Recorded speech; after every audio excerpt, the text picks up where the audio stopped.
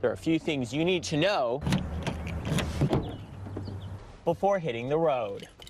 That's exactly what Serge Seville and several local congregations are doing. I'm going to step out of the frame here so you can see what's going on. They've lined up in front of the Charlottesville Police Department. Am I feeling sick because of my allergies? Or am I feeling sick because I have the flu? But in the next room over, a technician is controlling everything. One thing that isn't covered in the current driver's ed curriculum, what to do when you see a police officer pull you over. Right now, the crowd is listening to people talk. Let me show you what's going on. On this side, you have people who are in support of the statue. I tried getting some answers about what happened at Korsness's house.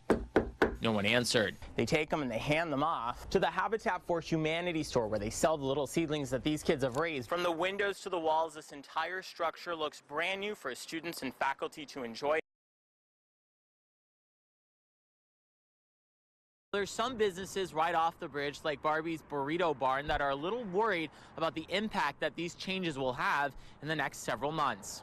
The bridge does affect me a bit.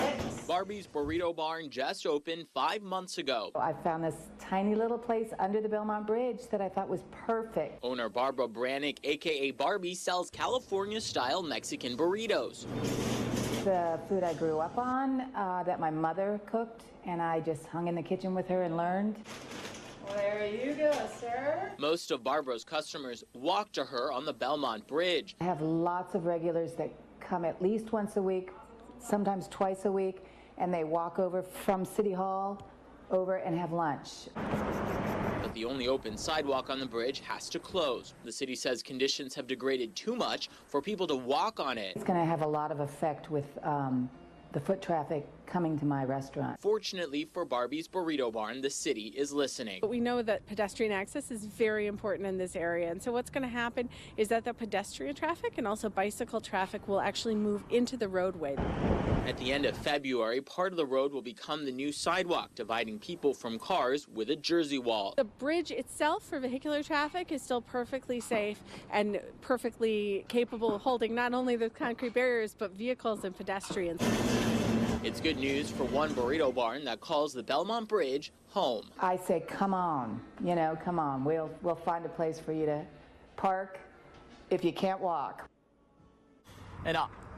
An optimistic Barbara, she tells me that she thinks her business will still do well, even though changes to the Belmont Bridge come in the next several years. Now, to go back to what the city is saying, let me show you what Ms. Dickler was talking about. So this structure is the sidewalk, and this structure is the road, and they're actually two different structures. So even though the sidewalk is closed, this part of the bridge is still in pretty good condition. So he filmed this entire finding food on his iPhone and gives us a first-hand look at the island and food of Cuba. This is modern-day Havana, a bustling city still frozen in 1959 after the communist takeover by Fidel Castro. But its people continue to push forward. And cars built in the 50s still running today. In recent years, Havana has improved significantly thanks to a steady flow of tourists from places like Canada, Argentina, and Russia who come to Cuba to enjoy some major tourist attractions like La Floridita, the bar in Old Havana where Ernest Hemingway invented the daiquiri. But as Cuba molds itself into a new tourist hotspot, its authenticity starts to fade, which is why I went with my cousin Eugel some 278 miles east of Havana on back roads and crumbling highways to the town of Moron, known for its gallo, a cast iron rooster that has come to symbolize the town's spirit. Outside of Havana, the island of Cuba is much more humble. The houses are more functional than beautiful, and only a few people can afford cars. But Cubans still manage to smile, especially when they're eating, which is why we went to Don Papas, the top restaurant in Moron, and as real as it gets to true Cuban food.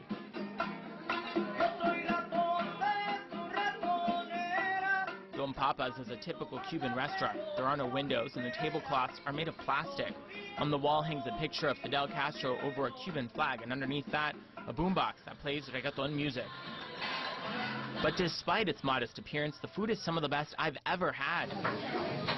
On the other side of a retaining wall resides an open-air kitchen, where the restaurant prepares what little food there is on the island for its hungry guests. Today's special, and the only thing available on the menu, chuleta de cerdo, pork chops. The pork chops, seasoned in the open air, are cooked on a makeshift grill while feet away. Rice is picked clean of stones on the same table where the restaurant counts its money. Or when the plate is brought to the table, filled with yuca in the middle, congrio on top, and cerdo on the side, it's easy to forget you're thousands of miles from home in the heart of a communist country.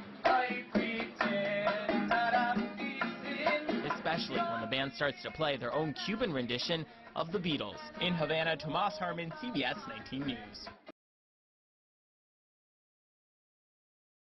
The business is called Eric Trump Wine Manufacturing. For those who don't know, that's the company that owns Trump Winery right here in Charlottesville. The data I looked at shows the Trump campaign spending thousands there over the span of 9 months. A lot of great success I've had in Virginia over the years, and we have just phenomenal stuff. A tremendous, tremendous, beautiful property. Donald Trump is the unprecedented president. That includes how his campaign spent money and where. When we talk about the expenditures, to some extent, we're talking about a situation that is probably unprecedented. Looking through data on the FEC, CBS 19 News discovered the Trump campaign spent over $32,000 at son Eric Trump's winery in Albemarle County. The priciest dates, October 31st, November 22nd, and October 12th, 2016.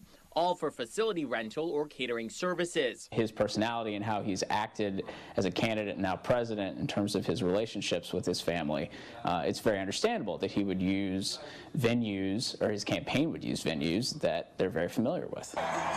When the campaign spent more than $14,000 at the winery on October 31st, 2016, Trump was campaigning in Michigan less than a week before the election. When the campaign spent almost $7,000 at the winery on November 22nd, 2016, it was after the election during Trump's transition to the White House. And in early October 2016, the campaign spent just over $6,000 at the winery while Trump was campaigning in Florida and Mike Pence in Virginia. When you're raising money from contributors all over the country who are giving to your campaign, but then you're spending that campaign money on activities that end up enriching your business, I could see how there's potential for conflict of interest. In a November 2016 interview with Face the Nation, Vice President Mike Pence had this to say about conflicts of interest. All of the laws pertaining to his business dealings and his service as President of the United States will be strictly adhered to. And according to a report by 60 Minutes, there are currently no laws that deal specifically with conflicts of interest for both the president and the vice president. I reached out to Trump Winery for comment on the campaign spending, but they have not returned my call. Reporting live in the studio, Tomas Harmon, CBS 19 News.